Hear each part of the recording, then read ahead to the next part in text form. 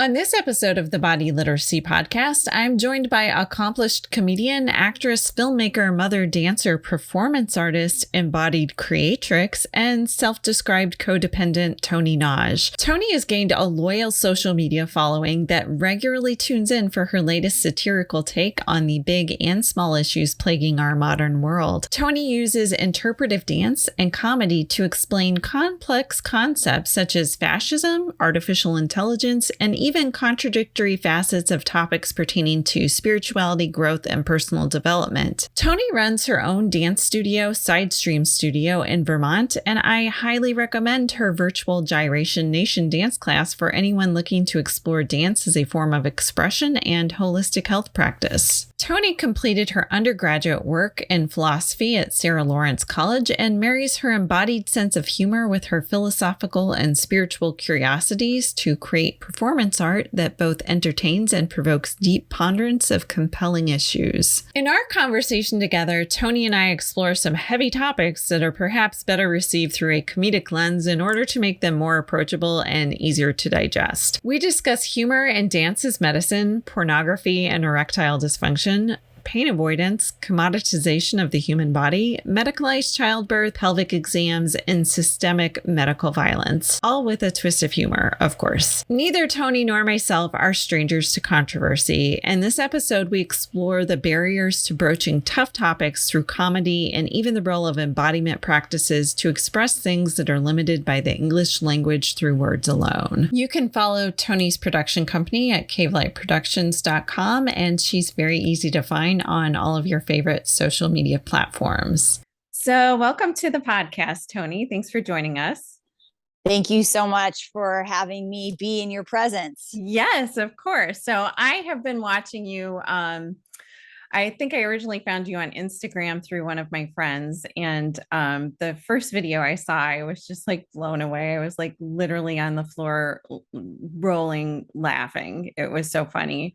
And so I ended up following your channel, and I'm a dancer myself. I've done all kinds of dance throughout my life, kind of came to it maybe later in the game, kind of like you have, but I pole dance, and I was a figure skater when I was younger. So movement has always been medicine for me, even though I didn't necessarily intellectualize it that way. So when I started witnessing your performances online, they just spoke to me in a way that I think other ways of communicating aren't capable of doing. For those that are in our audience that maybe aren't already familiar with your work, can you kind of describe your method and how you got into using interpretive dance as a form of communication? I mean, it makes me laugh to think of like me out in the world, just interpretive dancing to the public. Yeah, I think the videos that I've made that you're referencing, I basically have been exploring, talking about different subjects that I find either compelling, interesting, provocative, or upsetting at times. Uh-huh. And then I use the language of interpretive dance in order to express the meta and micro feelings of which words could not ever encapsulate, because whenever we're speaking with words, we are limited by so much of our programming and our conditioning and our assumptions. And language in and of itself is, I'm sure you've heard about the spelling behind spelling, the way that we are controlled and programmed through the words that we use. And from a spiritual perspective, I don't think any true wisdom comes from language, because language is the voice of the ego that's been completely manipulated and influenced by society and culture, where for me personally, I think and not only me, I'm sure this is a very like a Buddhist thought, that true wisdom is something that's like much deeper and much more complex than anything we could say with words. So I think for me, the concept of marrying together movement and conversation just was funny to me. Like, interpretive dance is funny. I think it's funny. So I just was playing around. I've been making videos for a very, very, very long time. And it was just one of the many kinds of videos I made. I see. I see. And I remember I've heard you talk about this concept of woo. Can you tell us a little bit more about that? Oh, well, I had experienced a 10-day silent meditation Uh, retreat when I was going through a lot of personal health problems and emotional strife, and really just at that point of life where you feel so desperate for some sort of meaning and support and home within the self that yeah. I just wasn't able to find or access. And so I was really feeling like a spinning top that had no grounding, and I had no vision of my future. So, like a pretty dark night of the soul. And I decided to go on a 10-day silent meditation retreat. And I'm just the type of person who doesn't really research anything. I mean, I like to research topics that I'm going to talk about, but I do not research anything. If I meet a person, I never Google search them. If I'm going someplace, I never do any research beforehand.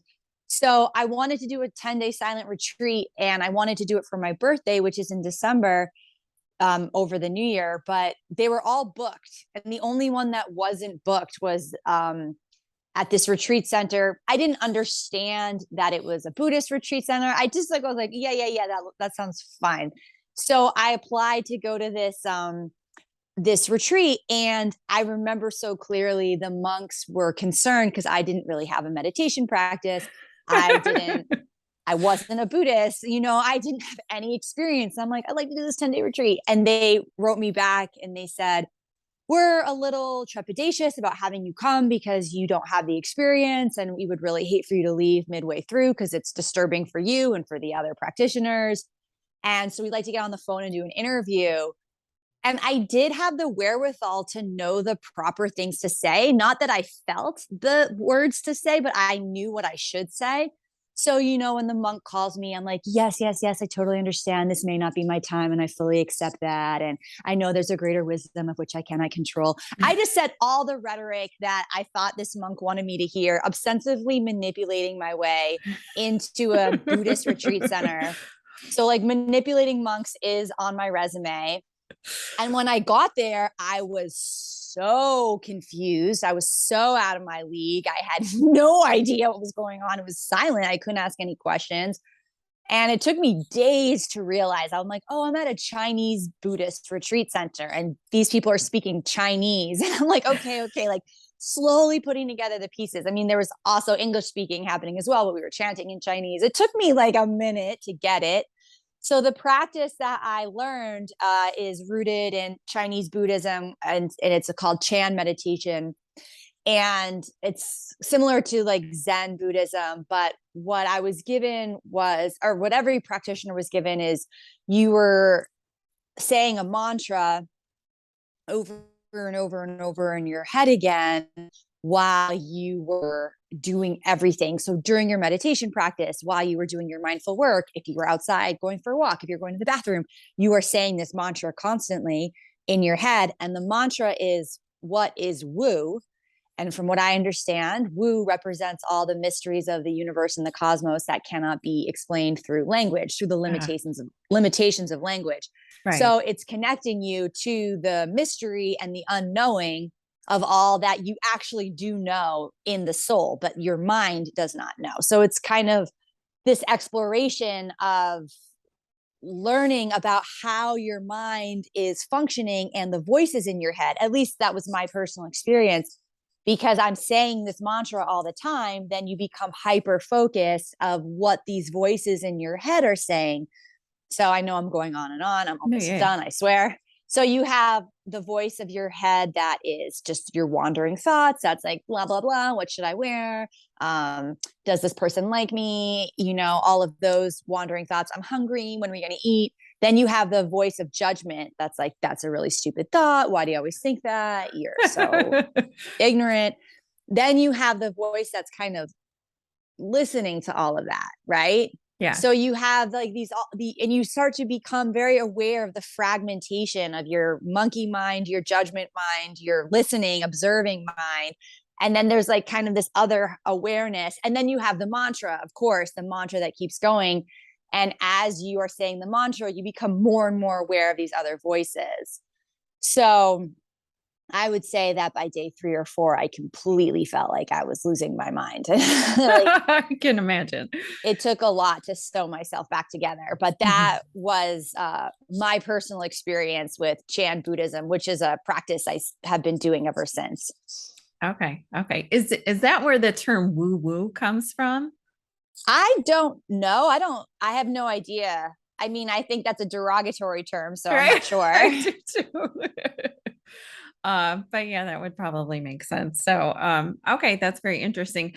I think particularly over the last couple of years, I think it's come more to the forefront that there are things that we can say through the lens of humor that we can't otherwise say in certain cultural contexts.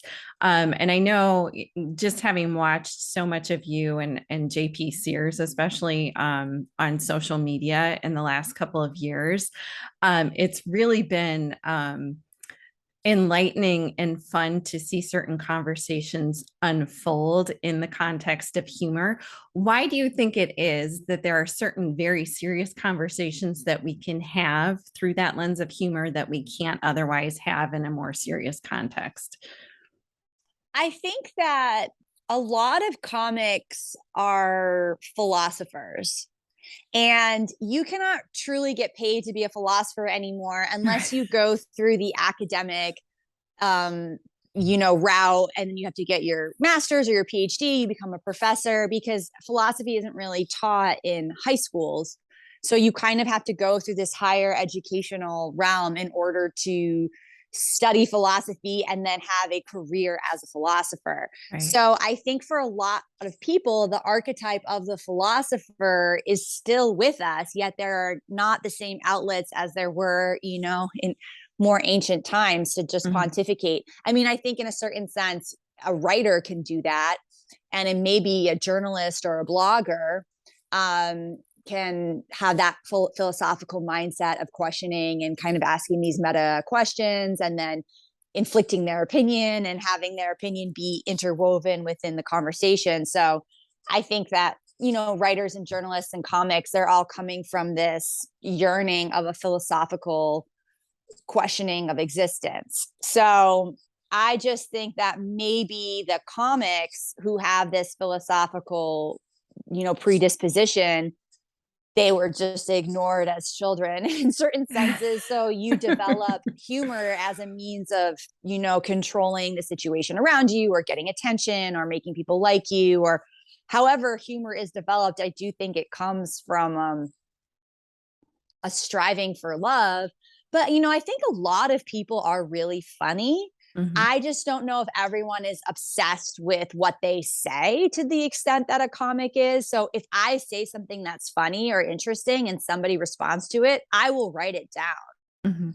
and I'll be like, oh, this is for me later to explore. So maybe that's also the writer in me. I do think there is the compulsion of comics and writers of to be heard and to express their thoughts. And that is the obsessive quality. But I think lots of people are funny and lots of people have interesting ideas. Just not everybody has the desire to broadcast them. Right. Right. Yeah, well, it's definitely been fun to watch you, and like I said, JP has been fun to kind of explore different topics with. So I want to go. So the reason we initially connected is you had done a skit online about something in the medical world, which I want to get to in a minute. But that's kind of heavy. So I want to explore a little bit first the whole concept of laughter as medicine. Why do you think, or how do you think we can use laughter to heal our psychospiritual wounds? Well, if you think about quote unquote reality, right? Mhm. And you think about reality from what the quantum physicists are talking about and how we're in multitude of parallel dimensions at all times. And, I just heard this study about how this Israeli doctor, he had 3,000 patients and they all were sick with sepsis or some sort of, gross disease. Mhm. And he divided them into two. And then he had one group that was prayed for and the other group did not receive the prayers. And as you might expect, the group that received the prayers got quicker, faster. They had better results. But the thing that's really interesting about the study is that the people that were doing the praying were actually from the future. So they were praying for people in the hospital 6, 10, 11 years ago. And he was just using so our ability to impact people from the past, people from the future, ourselves in the past, ourselves in the future. I mean, that's just the tip of the iceberg of That's wild. all these different experiments and ways of which we can view reality and time and energy. I mean, I'm sure you're into Joe Dispenza. Like there's so many people who are talking about this.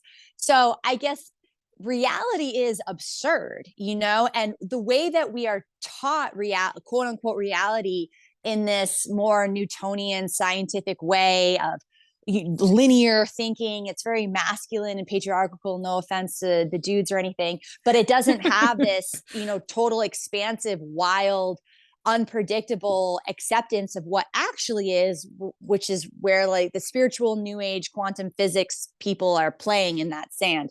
Mm-hmm. So I think laughter fits into the absurdity of an existence that is so complex, that is so, magical in a certain way.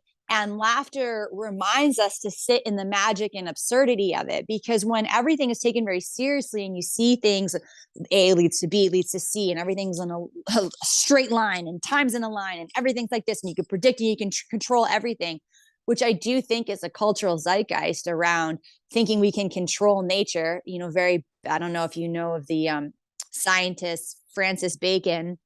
He's kind of the father of scientific theory. And he was always talking about dominating nature. He had all these metaphors about raping nature, controlling nature. So I do think in this masculine, patriarchal, scientific world where nature is feared and she is a woman and you want to control, dominate, rape, and exploit her. Right. I think that that's a kind of there's not a lot of joy in that or laughter. But when you start to look at nature and you start to look at life through this other lens of magic and wonder and unexplainable, unpredictability, laughter fits right into it, because what is laughter but misdirection? You think you're going one way and something happens the other way and you laugh. Mm-hmm. So that's why I think I answered your question. Yeah. I'm going to say I did. Yeah, no. That was really good. And I think there's this whole concept of energy medicine that ties into. And I think, where we're going to take this conversation next is that there's sort of been this cultural context of materialism in the body and the commoditization of the human body. Whereas we've kind of divorced ourselves from how energy impacts our material being. And I think laughter definitely ties in with that in a huge way. So with that, the reason I originally reached out to you is you had done a skit, and I don't think very many people in the public know this, but it's perfectly legal in most states. Still at this point, it's starting to change because there's been some medical students who have brought light to the situation, but it's perfectly legal if if a woman has been anesthetized for a surgery without consent for medical students and residents to be brought in to practice pelvic exams on. And there have in recent times some medical students who have brought this into the public awareness. And there are women who have experienced this without having prior knowledge of it having happened, who have, for obvious reasons, been very upset that their bodies have been violated without permission. And you had a skit on this with regards to a personal experience you had. Would you mind sharing that with us? Yeah. So what happened is I've been having these problems with my right hip, and I see lots of different witches and, energy workers. I see all sorts of people. And I had seen this Instagram post. It was a story that I actually shared about this fact, about this, the pap smears that happen without consent to women under anesthesia. And I was like, oh, that's really fucked up. So I shared this story, and I was getting a lot of like,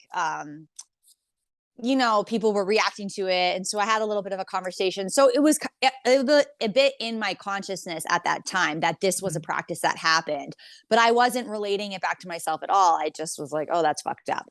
Then I'm at the healer and she's going about my hip, and she starts talking about, oh, I think something that's going on with this hip problem has to do with a violation.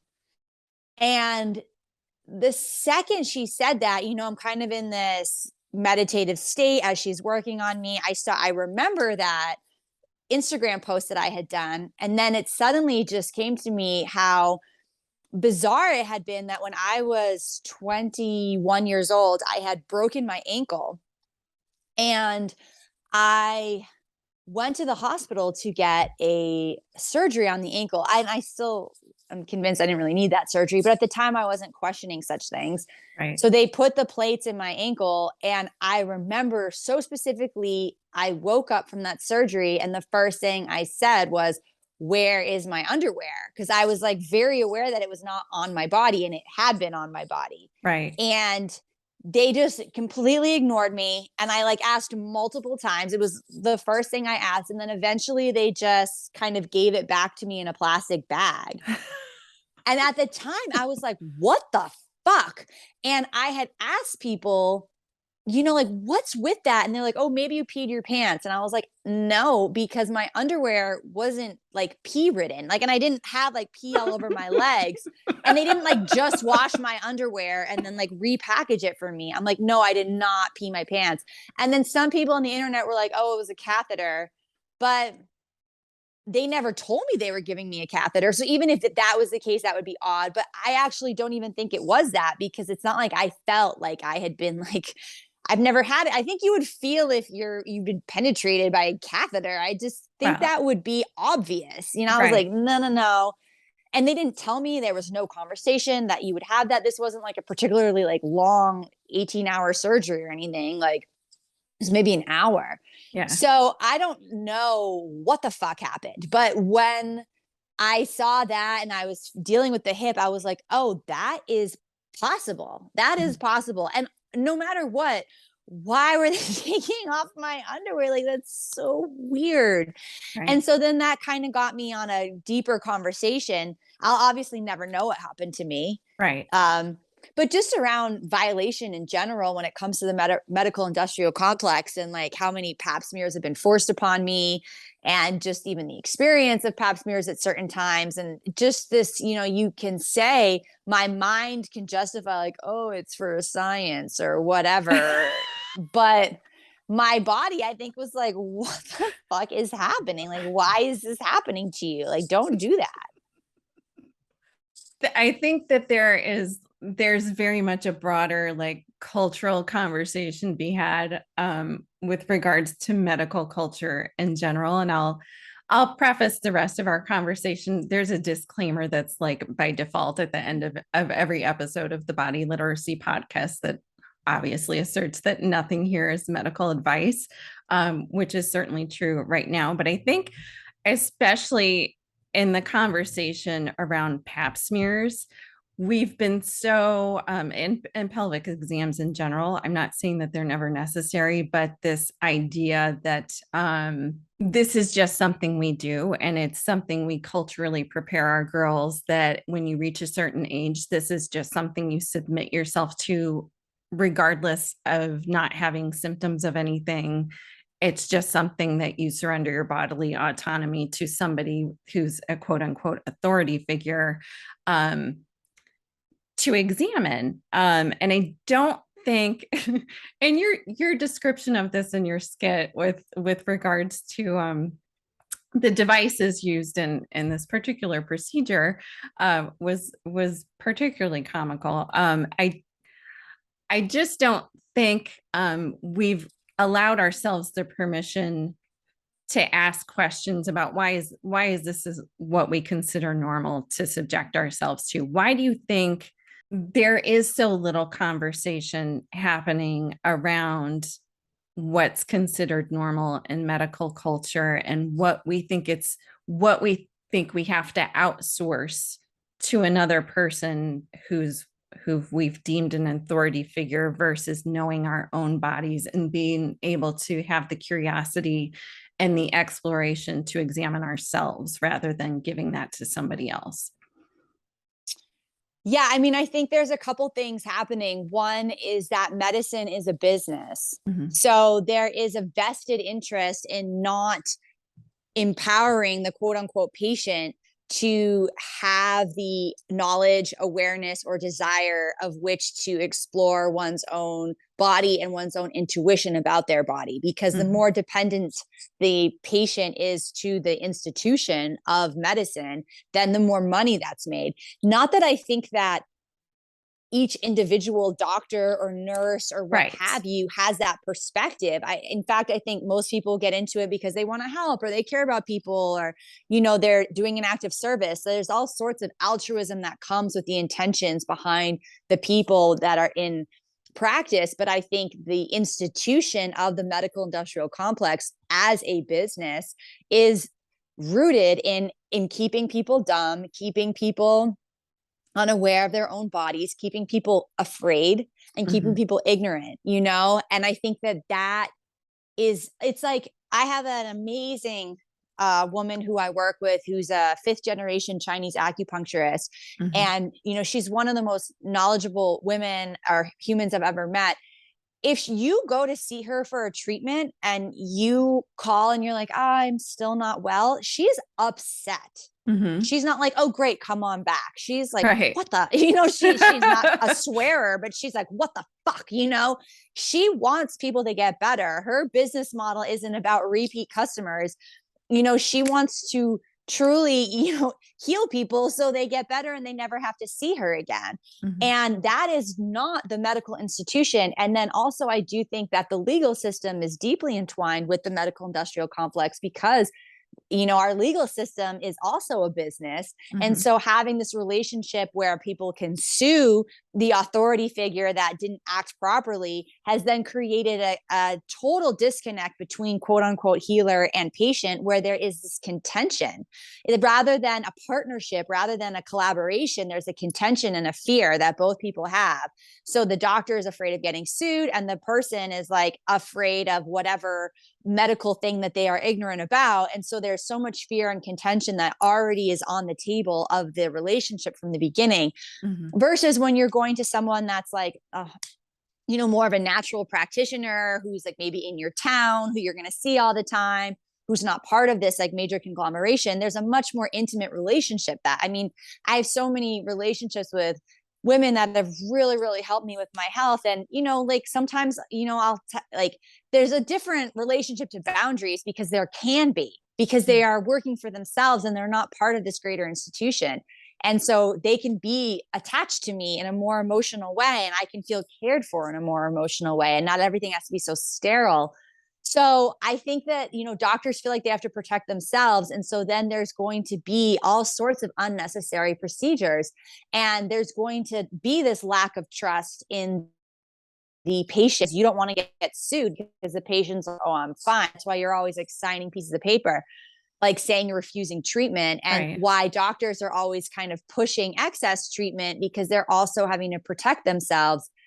And I think, one of the things that was so obvious to me when giving birth, I wanted to give birth like in a yurt or like in an ocean with dolphins. That was my original vibe. But I had this history of this brain tumor in my pituitary, and the midwife broke up with me halfway through my pregnancy. She was like, I think that you're a high risk pregnancy. I don't really want you on my record. And I was like, what the fuck?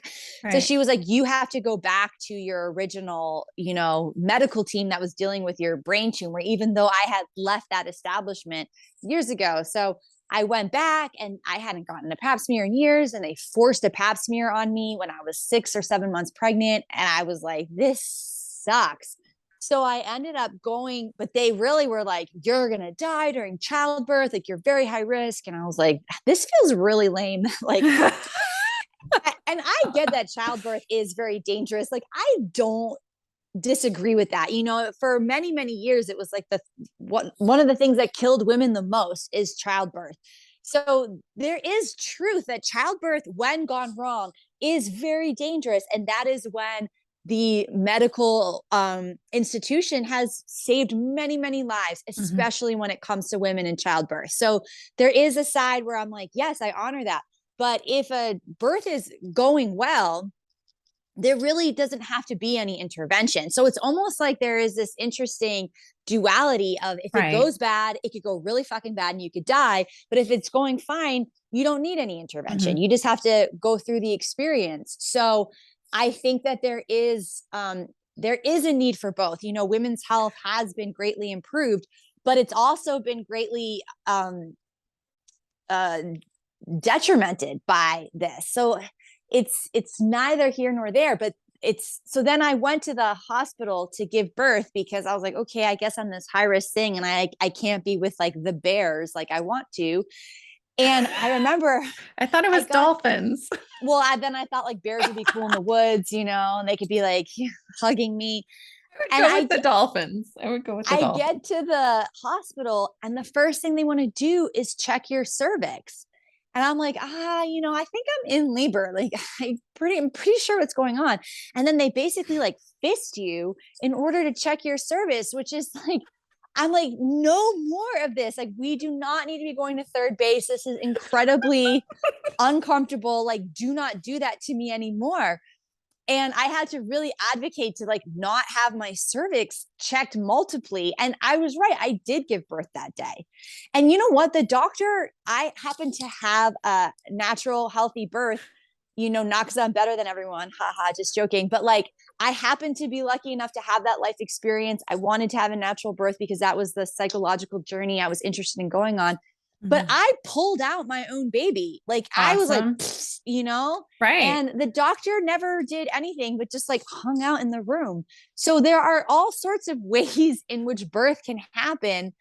And it can be really scary, but it can be really painful, but ultimately done without intervention. So that's do you happening. Yeah. Back to language as a barrier to proper communication? Do you think that's part of the problem? Because I think the term healthcare has really gotten confused with the idea of triage care. So kind of back to what you were saying, there is definitely a need and a context for these more invasive measures. But those are an emergency situation. So I think much of the medical culture that we have now was developed for wartime care of soldiers, that we're now applying that to the culture at large and calling it, like I said, quote unquote, healthcare. Whereas what you were talking about earlier with these independent healers and people who are largely operating outside of the insurance system because they have to, there's actual things that are conducive to creating wellness. And then there is symptom management and disaster management services that are happening in a triage system, which is most of what mainstream medicine is. Although I think they're starting to catch on that that's not working in terms of true healthcare. Yeah. I mean, I think you're correct. And I also think there is a problem of volume. So when you're in a hospital, you have this excessive volume and turnover versus somebody who has a private practice where they're kind of managing that turnover in a more reasonable way, both for their own health and for the health of the people that they're working with. So I think the massive volume that these hospitals and these doctors are receiving, I think it would probably be very difficult to not have to shut down in a certain sense, emotionally and psychologically, to the amount of volume that you're receiving every day. And I do think that must be a bit deadening. It's like, okay, another person died, bummer, but I have to go back to work tomorrow. I have to do this. So I think the system itself creates like a really impossible work environment for hospital workers and for healthcare practitioners. And I think that they are so often overworked. They have such long hours, they're on their feet. There's so many things that make the circumstance for the healthcare providers really, really difficult. Mm-hmm. And I don't know.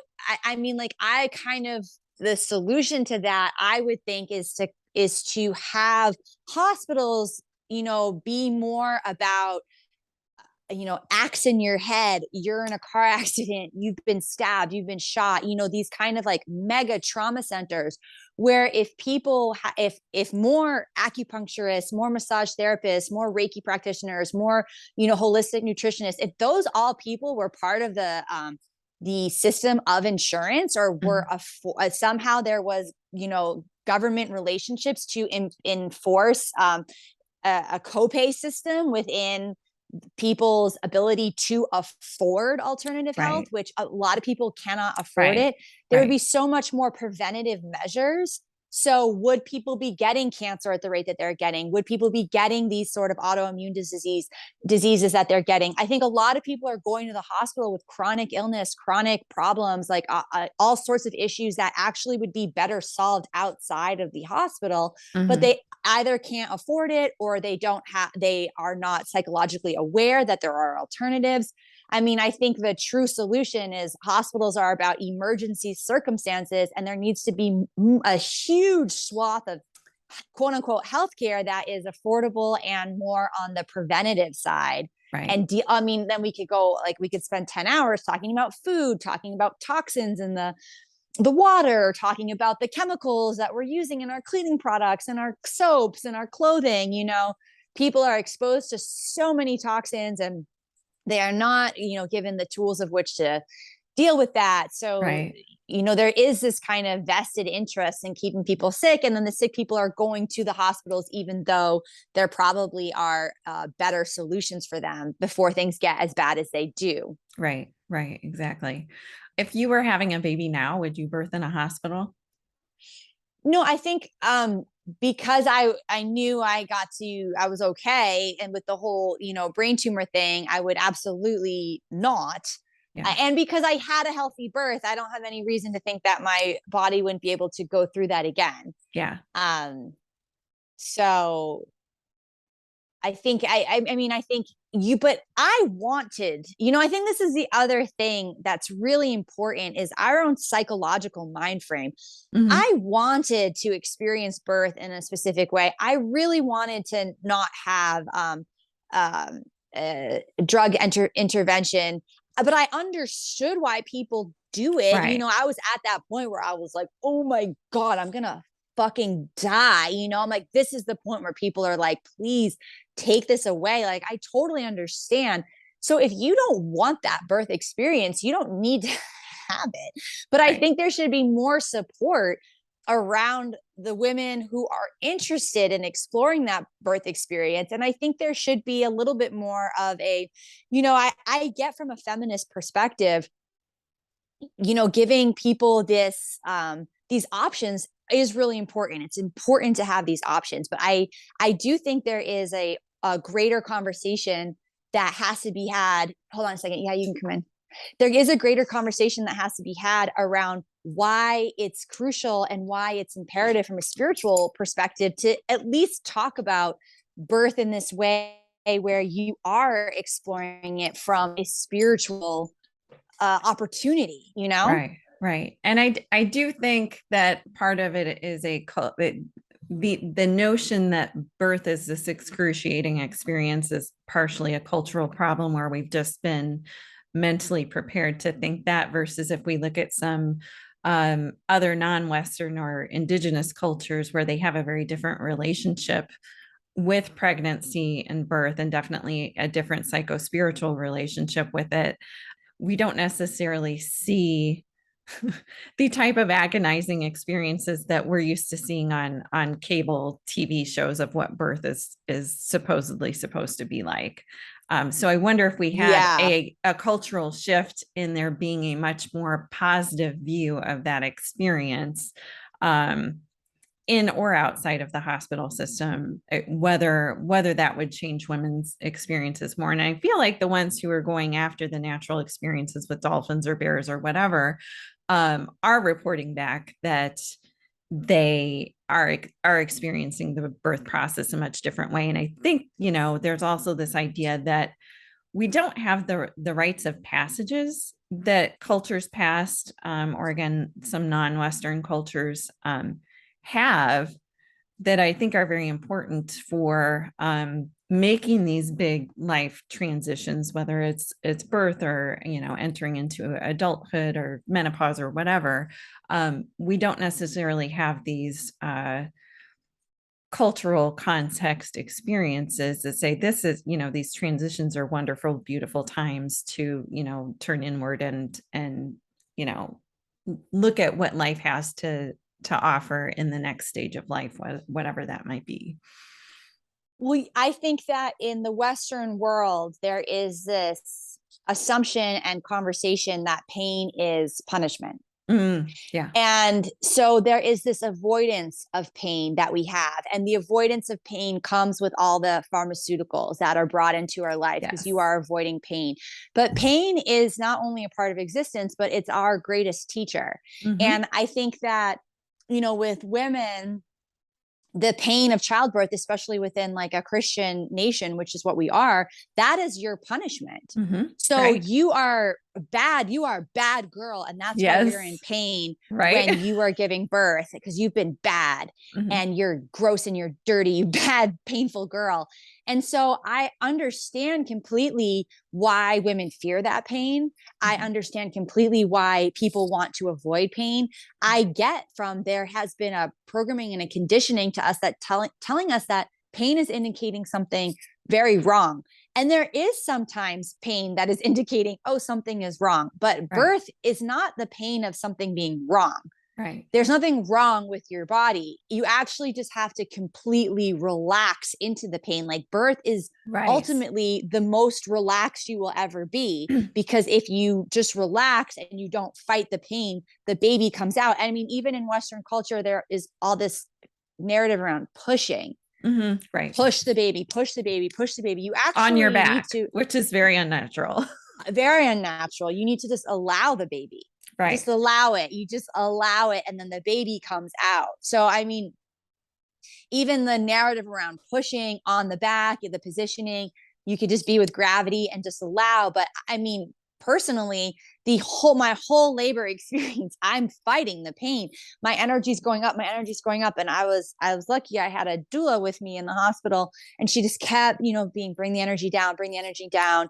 And my partner, they were just massaging me and just bringing the energy down. So I had that support of like coming down, but I know the door you have to walk through.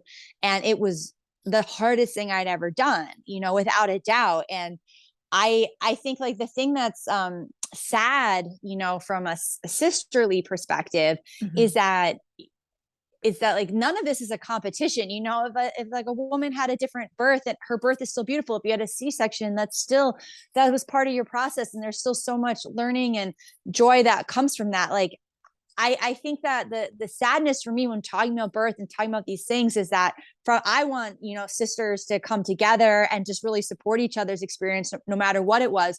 But I think sometimes there becomes this like competition, or people feel like holier than thou. Cause like I had a natural birth and then I breastfed for like 7 years because, like I'm a better mother than you.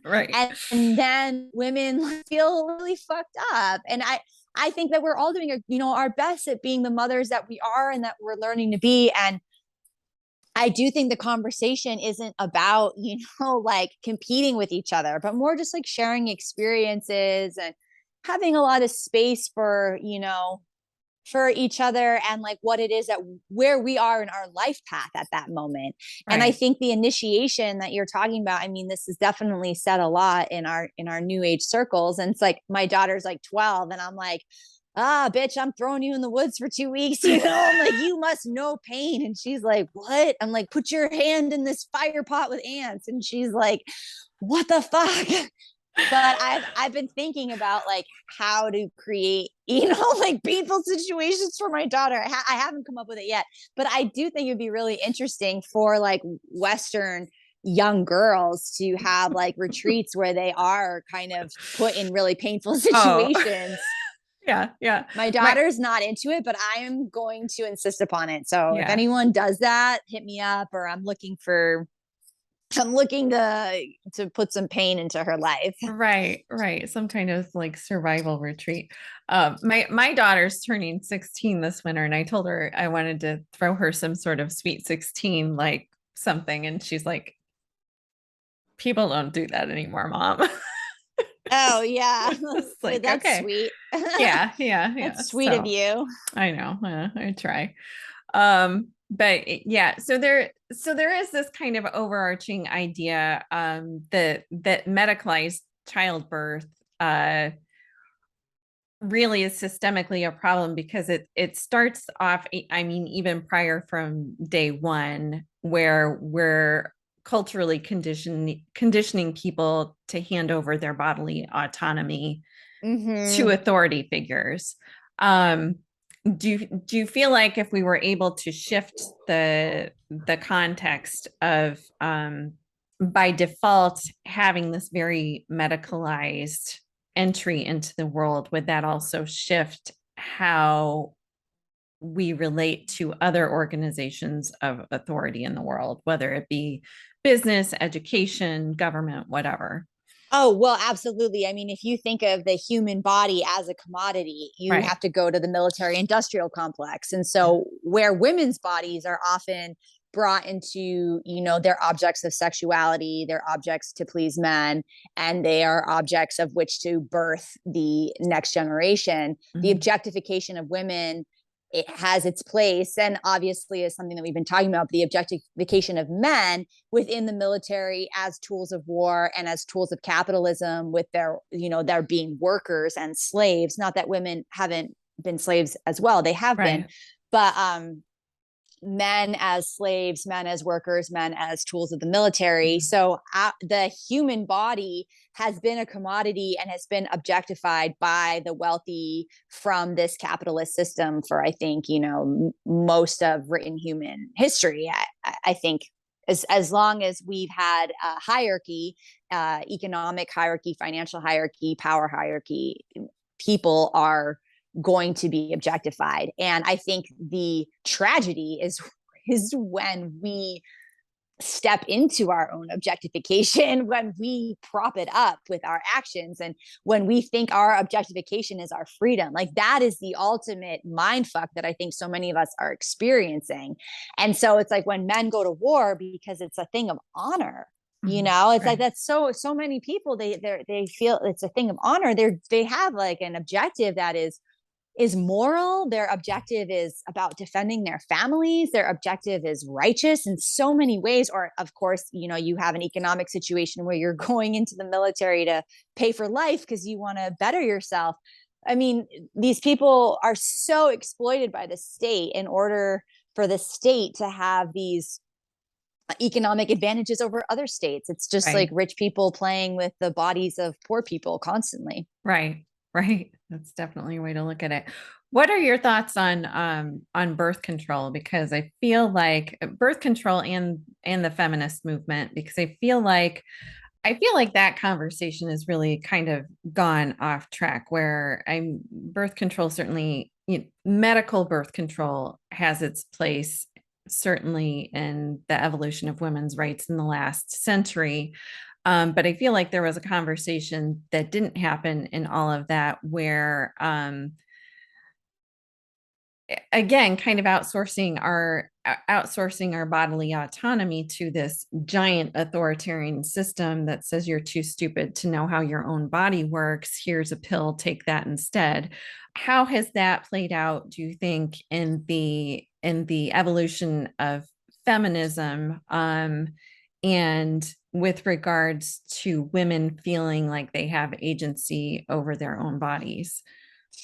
Oh, okay. I think there's so much there. And I think the reality is that controlling women's bodies and their fertility is, obviously something that the state has been very interested in for millennia. Mm-hmm. And our relationship to our bodies and our fertility and our motherhood, or wanting to, avoid motherhood.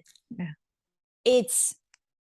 I think there's two meta things that are happening. Like, one is the personal and one is the societal, right?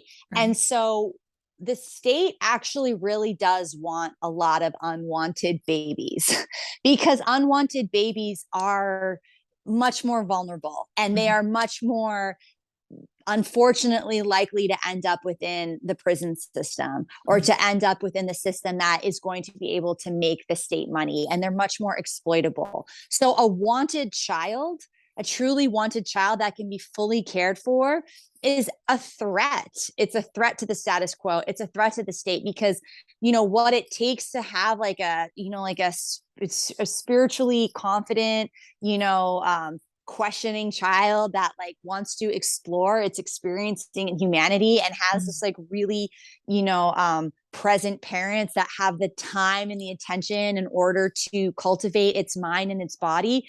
That is not what the state wants. And so it's like, you keep parents working, you keep mommy really busy, you keep daddy really busy, you create circumstances of which relationships are really complicated. So then relationships and family units are really difficult. And of course, even marriage is a function of the state. Like, a marriage works for the state because it isolates people. You are isolated in your little house, and then you and mommy and daddy fight, and then the kids are sad mommy and daddy are fighting.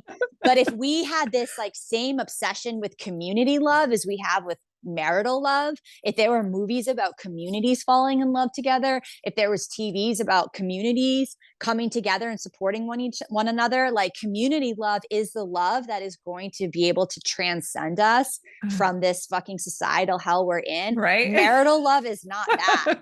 Marital love is a different experience. If we were part of a genuine community and we were genuinely caring for each other in a deep way, and genuinely caring for each other's children, like, that is such a threat to the powers that be, which is why community is like out the window. That's why we have all this TV to keep us in our homes, to keep us out of community, keep us out of working together. So how birth control fits into that is that, if you don't want a baby, and you can't afford a baby, or you actually don't want one, how to avoid that is a whole thing. It's a whole thing.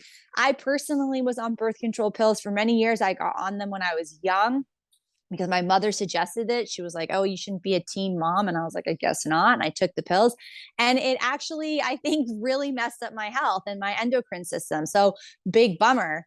But ditto here. Yeah, like, I think it does. There is an impact. There is an impact. And Huge. I have friends who have, the copper IUDs even, and like they get them out and they're like, "Oh my God, I feel like a different person." So is there an impact to birth control? Of course there is. But is it necessary at times, for people for where they're at? Yeah, it is. It is at this point. And I mean, I don't have a regular period. I don't have that. So would I be able to truly track my fertility? No. So I use condoms. Like, that's what I use. But like, I can use that. I choose to use that, and my partner wants to have sex, so he'll fucking stick with it. But some women, their partners refuse, or they don't like them, or whatever, so I think it's really complex. My problem with it is that this is portrayed as a woman's fucking issue. It's not a woman's issue. It's a human issue. I think if women are going to be taking birth control pills, we have to experiment more with the men. And of course, say they didn't like it. It's like, a woman can only get pregnant once a year. A man can impregnate if he can fuck twice a day, he could make 700 babies, he can make 700 babies a year if he's fucking twice a day every day. Right.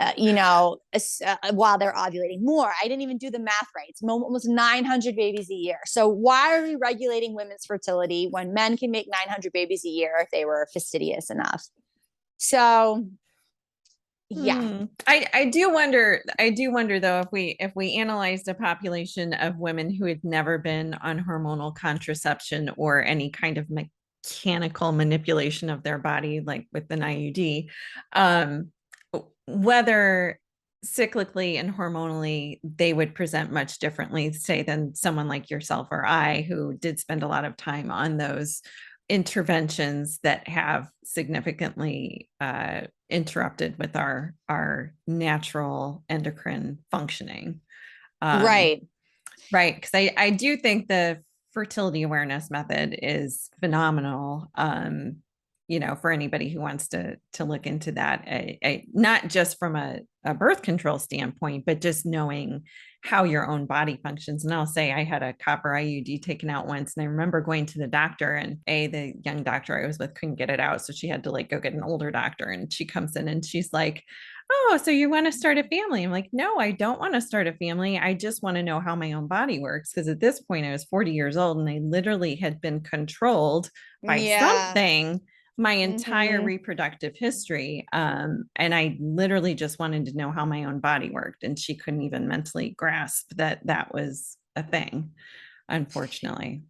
Yeah, I mean, I agree with you. In a perfect world, we would all have like deep knowledge of how our cycles worked, and we would be able to work within our emotional cycles. And we would know, like, oh, this is the day where I want to do this kind of work, and this is the week that I want to do this kind of work. Right, And, right, in a perfect world, there would be much more of not only attention paid, but compassion, empathy, and structural alignment around the women's cycle. Because even it's like you think of a girl going to school and like, but the thing is we're not all synced up on the same cycle. And from like, this is, I think, the issue. This is why anarchy is always so much more interesting to me, is that when everything's in this like massive like global perspective, it's like everything has to be whitewashed and you have to just move towards homogenizing everybody. But when you're right. in truly smaller communities, and then everyone can kind of work within what's happening with their bodies and where they're thriving at that moment. Because in your cycle, it's like you have a week where you're wicked fucking productive, and then you have a week where you really want to just like tidy up around the house, and then you have a week Right. where you need to yell at everybody in your life and tell them like fuck you and get your boundaries back. Right. And then you have a week when you like bleed and you're like ugh, and then you go right back into it. So none of that is honored because we don't live in like a society that honors the monthly cycles of women. We live in a society that actually honors the daily cycle of men, because Right. men have daily cycles and women have monthly cycles. Right. And so much of our self-worth is tied to productivity. Absolutely. Right. Yeah. If we exist outside of that, then somehow we're not living up to expectations. Um I'll just mention real quick, Ricky Lake and Abby Epstein did two phenomenal movies called The Business of Being Born Oh and The yeah, yeah, yeah, Business yeah, of Birth yeah. Control. I watched the first one, the born one. Yeah, no, they were amazing. And in The Business of Birth Control, they kind of chronicled two, I don't remember what the organization was called, but there was actually this feminist group that would mail women or have Sorry. workshops where they would mail speculums and mirrors to women so that they could Oh. see their own cervix.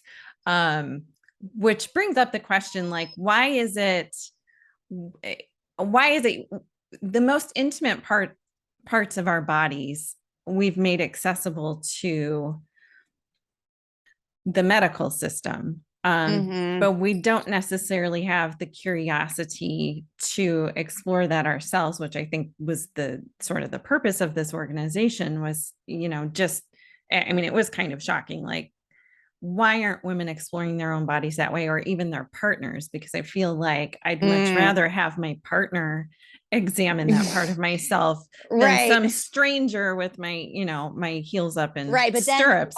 you still a sexual being if your part looks at you like Right, that? right.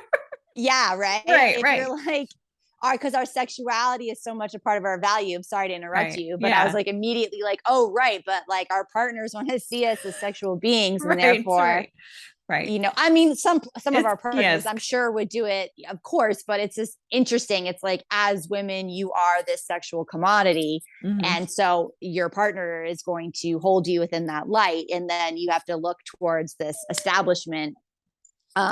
Exactly. But yeah, I think, it's like the curiosity about your own body and like the wisdom that we actually do have about our own bodies is always, always, always going to be undermined as long as medicine is a business. Yeah, absolutely. Absolutely. Shifting gears slightly, do you think porn is part of the transhumanist agenda? So I have a very specific relationship to porn. I saw my first porn when I was 14 years old, and I was very fucking stoned. And I was kind of like, what? But it was from the 70s. It was a porn called Flesh and Laces Part 2. And I remember my friend and I were like super concerned we hadn't seen Part 1. We were like, oh my God, we're never going to understand the character arc. So like we watched this a couple times, but it was like from the 70s. And, you know, like it had its moments, but it wasn't like truly traumatizing. And then when I was 19 years old, I was living in an apartment with two guys, and it was my boyfriend and his friend. And we would smoke a lot of pot. And this guy, he ended up working at a video store and the store had a lot of porns, and he was kind of a shady dude, and he would steal the porn so he could resell them. And so we would get very high, and every once in a while he would just put these porns on. I don't know why he was putting the porns on. I think just we were 19, and they were like porns like 2 dicks, 1 ass, you know. It was too many dicks for 1 ass. It was so horrendous. And I was always so high, and I was like, holy fuck. Like it really, really messed me up. So I have not seen a porn since then. You know, I'm like very not interested in them. I know that there is, you know, feminist porn that exists out there where there are women directors, and there is probably more emphasis on her pleasure, and she's not like a sex slave woman or a sex trade, victim. I know that exists, but the majority of porn, I think, is dealing with women who are incredibly traumatized, who are being forced into it, who've been stolen, who are sex trafficked. I mean, I just think the industry of porn is so violent towards women, and it makes me want to weep. It makes me want to cry, you know? Yeah. So if there was, a porno life that was like really just about women's pleasure or men's pleasure too, but women's pleasure was as in equal fucking partnership. And those women were, and I knew for a fact that those women are like, I'm a happy woman, and I really enjoy this, and I'm having a great time, and I just love to film myself having sex, and this is my gift to you. That is groovy. Okay. I am totally into like the groovy sharing of one's body or one's sexuality. And if that was what was given, hooray. But that I think that's maybe 5%, 3%. I don't even know. But the rest of it, it honestly makes me want to cry. And the child and all of it, like, I think it's completely detrimental to society, how violent it is towards women. There's a documentary on Netflix. I don't know if it's still on there or not, but it was called Hot Girls Wanted. And it was basically how very young adult women, are recruited into the pornography industry and how quickly they're used up. And as a mother of a teenage girl, I had to turn it off like 10 or 15 minutes into the video. But I think there are a lot of ethical implications there that people don't necessarily think of when they're just mindfully scrolling through the internet. But two, do you feel like the disconnection from, direct soulful human connection is really the transhumanism. Yeah, I mean, because we're removing actual physical contact with 100%. And I know that a lot of young dudes have wicked boner problems right now. Yeah. I absolutely agree. It's like, and then with VR, and I know everyone's just fucking orgasming over VR right now, and I'm like, no. Like, I am not interested in this. Basically, I think that like the tech replacement of sexuality, of connection, of nature is so fucking dangerous. I am so not into it. Like, you can like swim with the dolphins in this VR. No, go fucking do that. You can still do it while they're here. and I get it that not everybody can afford it, but VR, I just think that VR is going to be this like potential of us living in an apocalyptic nightmare of a surrounding where we are in like bubbles or pods, and then we just strap on our stupid VR and experience life through that way, and our physical bodies become useless because the atmosphere is so polluted. Like I am just like I'm not into it. So I definitely agree that pornography is part of the normalizing sexuality, sexual connection through a screen rather than human touch. And because it's like my husband, my partner, like he does not watch pornography either. And he didn't watch it even before me. It's not like I was like, don't you watch porn? He didn't watch porn because he was like, first of all, he's a stoner and he would completely over identify with the woman. He was like, he's a very sensitive Scorpio, and he'd be like, well, what's going on with her? Is she trying to pay for art school? Like he would get so concerned about her well-being. And then he also was like, boobs are actually a big deal for me. Like when I see boobs, I get a boner. Like, and I like that, like I like my boob boner.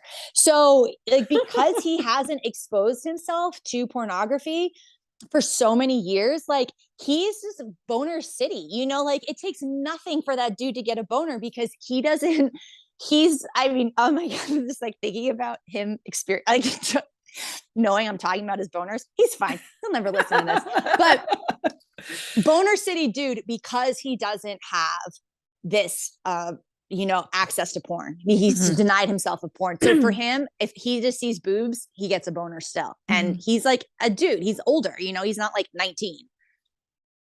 Right. Right. And I know that, I think the partner at your side stream dance studio does, like tantric meditation classes, correct? Oh yes. I have not been to that. I have not been to that yet. I want to try that as well. But I feel like on the sexuality spectrum, because we have been so conditioned to like screen sexuality and a variety of other cultural issues, that so many people don't realize the potential that they're missing out in terms of their connection with other human beings, particularly in a sexual context.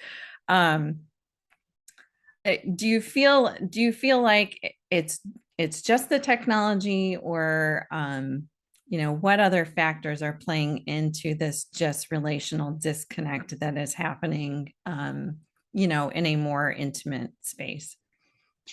I think people in general are having major social anxiety that is only heightened over the years. And I think that social anxiety is coming from like a deeper existential anxiety about, the news that we're given, climate change. And then also the polarization of different political parties. And I do see a major uptick, I think, in general around social anxiety. The pandemic obviously was exploiting that and playing in the waters of making people more anxious around each other. And I also think that when it comes to roles around partnership, and whether or not, you're in a heterosexual relationship or not, I do think there is a massive devaluing happens with the feminine role that anyone plays in a relationship. And that's like feminine, not meaning you have to be woman bodied, but what we as society have deemed feminine. And so there is such a downplaying that happens through when anyone takes on the traditional feminine roles of like caregiving, keeping the house, child giving, all of these things that when you're in a partnership, resentment forms. And so I think there's so much resentment within partnership that just people keep coming up against, because we're in this capitalist society where the capital provider is always going to be the one in power, in control, and the one that's demanding a certain amount of respect. And so then if both parties are within this capitalist system, then both parties are kind of building career, and then they don't have time for connection. And then if like, unless you have like a true balance around caregiving, capitalism, providing, etc., I just think that so many relationships are suffering in this way. And then when it comes to, new love and people forming relationships and having all of these apps, I think the apps make people just really forget that love is magic and that you can't plan it. I think there's I know a lot of city people and they're just like, well, I'm going to do this, that, and then I'm going to get in a relationship and yada, yada, yada. There is this assumption of control that people have that they're applying to love and they're applying to deep connection. And you can't plan that. You can't manufacture that. You have to be open to that whenever that happens. And then also with the concept of the apps, I mean, I'm sure, many people think that it's just making people so disposable. Yeah. And then you don't have to even work for it because you can just go back to the app. I mean, beforehand, pre-apps, you had to kind of work for things a little bit more. You had to work for connection, and that work made you a little bit more committed. Yeah. But there's such a lack of commitment because it's so easy to just ghost someone and then just find the next person and then just ghost that one. And then I think people are hypercritical of each other, much more than they were beforehand. Because again, you could just go back to the apps and find another person. So I mean, it's so easy to watch, your friends that are dating on the apps, like either within 2 dates, they're like, boof, or that happens to them. It's like someone's ghosting so quickly or just throwing that person away really quickly. And I just think that like psychologically, we have to kind of remember that relationships are so difficult and they're so messy, and they also shouldn't be the only priority in your life. Right. We really need community relationships are much more crucial, I believe, than romantic relationships, even though I'm in the minority of saying that. I think a lot of people are I mean, I think the idea that you're supposed to get everything from one person is extremely unrealistic, which is a lot of pressure. Yeah. I mean, there's certainly something to be said for having multiple friendships with other people that fill other purposes in your life and not expecting that one person to be everything to you, because that never works out well. And if you're in a heterosexual relationship, a lot of times men do not have friends that they are speaking about their emotions with. They may have buddies that they, do stuff with or talk about subjects, but they don't have buddies that they talk about their emotions with. So then the woman becomes the caregiver of all his emotional complexity. And if you think that men aren't emotionally complex, you are fucking incorrect. I think men are way more emotional than any fucking bitch I've ever met in my life. Men are so emotional, and they only usually have one outlet for their emotions, which is their female partner if they're in a heterosexual relationship. So I think that like men really need a lot of emotional support, and they need more friendships of which they are opening up emotionally, which just is from a masculinity perspective is not part of the culture. Right. And we could do a whole nother episode just on conscious masculinity and where that has evolved in the culture, and hopefully where it's heading back to at some point soon, I hope. But we'll save that for another time. So I did want to talk a little bit about your dance work. So like we've talked about before, you do some wonderful interpretive dance as part of your comedy and just education on social media and so forth. But how do you think embodiment practices like dance help people to extract themselves from the corporate, industrial, medical complex model? And what are the broader implications of that?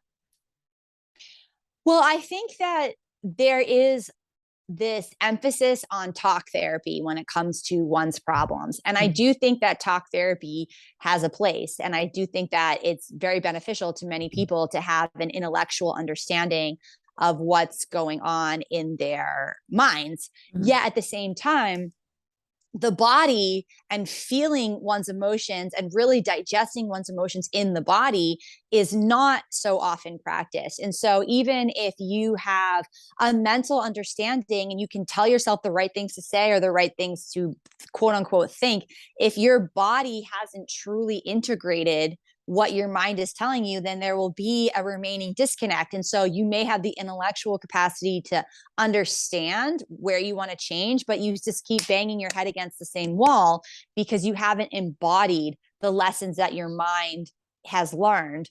And so embodiment practices, they can take on many forms, but I think that for so many, a body is about like you keep it aesthetic. So you exercise, or, you do the weight. So you exercise or you do the things or, the body is maybe a tool for an objective. So it's like, well, I'm playing football or I'm playing tennis, but the body also is your language of spiritual practice. Your breath is your language of spiritual practice. And so Yeah. I do think yoga obviously is playing in those waters, but then a lot of times yoga becomes just practice as an exercise, even if the yoga teacher is like, the Bhagavad Gita, you could still go and absorb nothing in that sense, even though I'm sure by doing the yoga practices, you are having, a spiritual connection. It can go much deeper if everyone was approaching it that way. But of course, you can't force, spiritual fucking questioning on people. They have to come to that on their own. And I think that a lot of times with the body, people are very self-conscious about how they move their bodies, and there's a right way and there's a wrong way, et cetera, et cetera. Men are often really uncomfortable moving their bodies in a way that doesn't feel masculine to them. Right. So it's like getting a dude to move his hips. I mean, in Latin cultures, they're moving their hips all the time, but in Western American culture, getting a guy to move his hips is he's not going to do that on his own necessarily, Right. but there's so much emotion stored in the hips. There's so much that we're storing in all of our body parts, and they're all really significant.